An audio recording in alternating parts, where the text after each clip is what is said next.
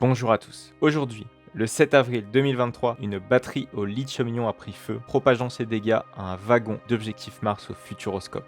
Je n'ai clairement pas l'habitude de prendre la parole sur des sujets touchant aux incidents, mais beaucoup de choses circulent sur les réseaux sociaux, du vrai comme du faux, provenant de passionnés ou non. Il est important pour moi d'aller au bout du raisonnement et de mettre les choses dans son contexte. Étant passionné par les parcs d'attractions et suffisamment habitué au monde de la maintenance, j'ai trouvé pertinent de m'exprimer sur ce sujet avec objectivité et fiabilité. Cette vidéo s'adresse autant aux passionnés qu'aux personnes n'étant pas habituées à ce milieu. Vous allez voir que dans les deux cas, ces incidents ne seront pas sans conséquences.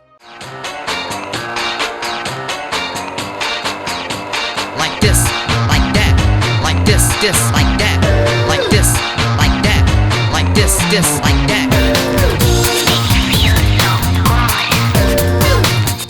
Que s'est-il donc passé? Nous sommes aux alentours de 10h15 au parc du Futuroscope près de Poitiers où un train d'Objectif Mars est lancé sur le circuit avec à son bord des visiteurs voulant profiter de l'attraction. Durant son parcours, une batterie au lithium-ion située sous le train a pris feu durant le trajet.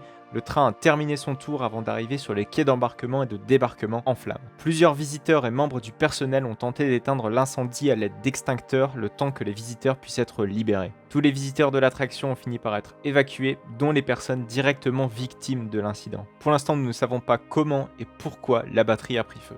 Rapidement, pour mettre dans le contexte, Objectif Mars est un roller coaster ouvert depuis le 13 juin 2020 au parc du Futuroscope. Il a été construit par Intamin, sa durée est de 2 minutes 50 avec une vitesse de pointe de 55 km/h. Sa particularité, c'est qu'elle atteint sa vitesse maximale durant ses deux phases d'accélération, entraînées par des pneus eux-mêmes reliés à des moteurs. Sa seconde spécificité, c'est ses trains capables de tourner sur eux-mêmes. Cette rotation est contrôlée via un moteur et ce moteur est justement alimenté électriquement par une batterie. Ce moteur est 100% autonome et peut être programmé à la volonté du concepteur de l'attraction. La thématique de l'attraction gravite autour d'un entraînement spatial pour pouvoir se préparer au programme Objectif Mars 2050. L'attraction fait donc vivre à ses visiteurs une série d'entraînements avec différents effets spéciaux tels que du feu, du vent, mais également des arcs électriques. Ces différents éléments sont indépendants aux Ride Systems et font partie intégrante de la thématique et non de l'attraction. Vous l'avez compris, la batterie qui est justement incriminée dans cet incident, c'est la batterie qui va permettre la rotation du wagonnet. Mais vous n'êtes pas sans savoir qu'une batterie est justement extrêmement sensible. En effet, la substance lithium-ion, qui est composante justement de cette batterie, est extrêmement inflammable. Les raisons de début d'incendie sur ce genre de batterie sont extrêmement larges. Ça peut aller d'une charge incorrecte, d'une sollicitation excessive de la batterie, d'un gonflement ou d'une rupture de la batterie en raison d'une mauvaise conception, de fabrication,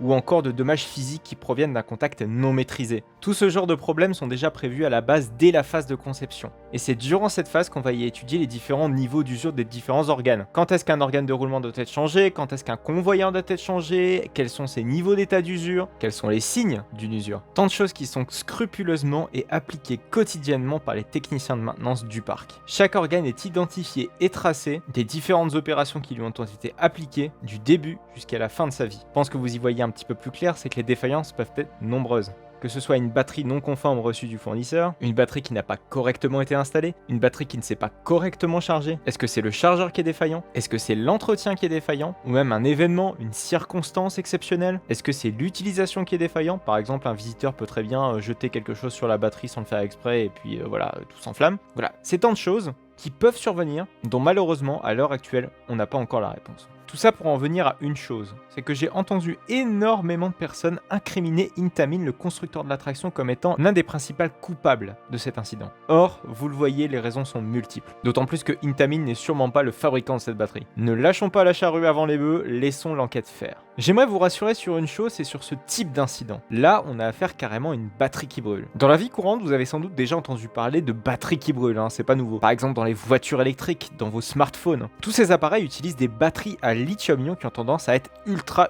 inflammables. Or, dans les roller coasters, c'est ultra rare d'avoir justement ces batteries. Pour vous donner un chiffre complètement par-dessus la jambe, peut-être 95% des coasters fonctionnent sans batterie. On peut citer par exemple Conda, Goudurix, Tonardo de Zeus, Toutatis, Tarona Phantasialand, Shambhala PortAventura, Dragon Khan, Red Force, Crush Coaster. Voilà, tous ces coasters-là n'ont pas de batterie embarquée. On parle bien embarquée, parce que c'est ce qui pose problème là. En revanche, toutes les attractions qui vont posséder un système électronique électrique embarqué, par exemple de la lumière, du son ou même des moteurs, auront tendance à avoir une batterie. Je pense notamment à Ride to Happiness. Alors lui, il a la totale, hein. Le soundtrack, la lumière et en plus la rotation contrôlée. Parfait. Alors attention, ne confondez pas rotation libre et rotation contrôlée. À partir du moment où le train va avoir tendance à lui-même s'auto-diriger, ce sera de la rotation contrôlée. Par exemple, Crush Coasters à Disneyland Paris, c'est la rotation libre tout le temps. Pour revenir en sa position initiale, le train va en fait revenir grâce à un mécanisme sur le côté du rail. C'est assez important de distinguer les deux. Bon, ok, maintenant vous savez à quoi servent les batteries. Mais maintenant qu'elles sont là, qu'est-ce qu'on peut faire? Déjà, ce qui est assez choquant, c'est de voir les visiteurs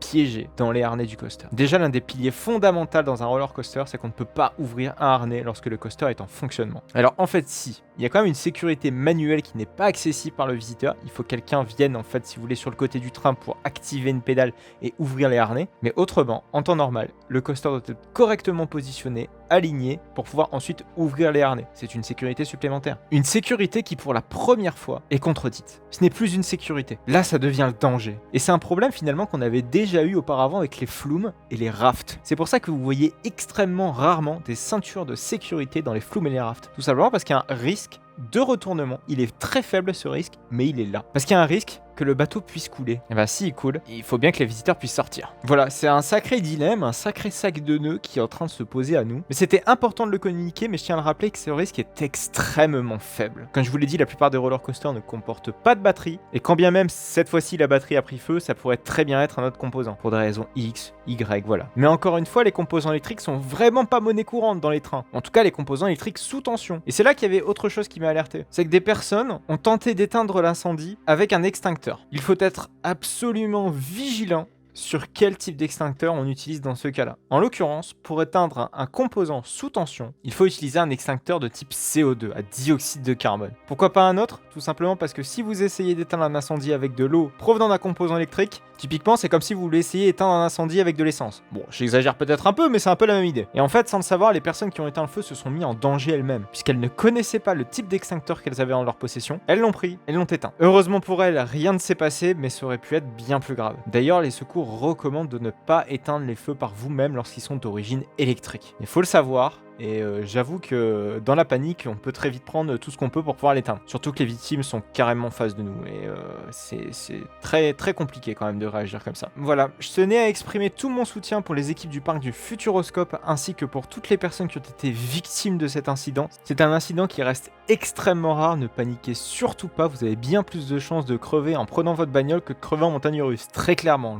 Les montagnes russes restent clairement l'un des loisirs les plus fiables qui existent, surtout dans les parcs d'attractions. Des millions de visiteurs embarquent chaque jour dans les montagnes russes dans le monde et il ne se passe jamais rien. Voilà, c'est presque la fin de cette vidéo. En tout cas, je tenais à vous remercier en tout cas de l'avoir regardé. Cette vidéo avait vraiment pour but de faire réfléchir sur les nouvelles technologies qu'on embarque sur nos roller coasters. Que ce soit l'audio, la lumière et le spinning, c'est tout des technologies qui complexifient encore plus les roller coasters et qui les rend peut-être encore plus complexes à appréhender. Là, c'est un accident qu'on n'a jamais eu. On n'a jamais eu ce type d'incident. Même si les équipes ont communiqué sur la compétence des opérateurs, des employés à gérer ce genre de gestion de crise, c'est une gestion de crise qui est quand même vachement rare. Donc en tout cas, chapeau à toutes les personnes qui ont travaillé, qui ont œuvré à cette gestion de crise. Mais la crise n'est pas encore terminée, j'ai envie de dire, il va falloir éteindre l'incendie médiatique qu'il y a tout autour de cela, puisque TF1 était le premier à communiquer là-dessus. À l'heure actuelle, il y a encore des médias qui en parlent encore. Bon, finalement, je me tire un peu une balle dans le pied parce que finalement, moi aussi, j'en parle. Mais finalement, faut pas que ça fasse du tort au parc, puisque ça aurait pu arriver vraiment dans n'importe quel autre parc. C'est juste un enchaînement de circonstances qu'on va connaître très bientôt. Voilà, c'est la fin de cette vidéo. J'espère en tout cas que j'aurai éclairci les points qui étaient encore sombres peut-être pour vous, apporté de nouvelles choses pour les passionnés de parcs d'attractions, ou même apporter des clés qui sont peut-être plus banales pour des personnes qui n'y connaissent rien dans le domaine. Merci à vous en tout cas de m'avoir suivi. On peut se retrouver sur des circonstances peut-être un petit peu plus joyeuses au Futuroscope. C'est vrai que j'étais très dur avec le parc lors de cette vidéo. Il faut dire que certaines de leurs attractions sont très vieillissantes. C'est dommage parce que Objectif Mars va à contre-courant de tout cela. C'était l'une des meilleures attractions du parc et elle fait signe un petit peu au renouveau du parc du Futuroscope. Puisque le parc du Futuroscope est en train d'entamer une grosse transition qui est très intéressante avec des attractions modernes qui perdureront dans le temps et qui ne seront pas ringardes au bout de 10 ans. Pour l'instant, vous devez le deviner, l'attraction Objectif Mars est temporairement arrêtée. Vous ne pourrez donc pas faire l'attraction jusqu'à nouvel ordre. Je vous invite à suivre les réseaux sociaux du parc d'attractions pour pouvoir vous tenir informé. Merci beaucoup pour votre fidélité. N'hésitez donc surtout pas à vous abonner. Vous pouvez aller voir ma vidéo au Futuroscope en cliquant sur le lien juste à droite.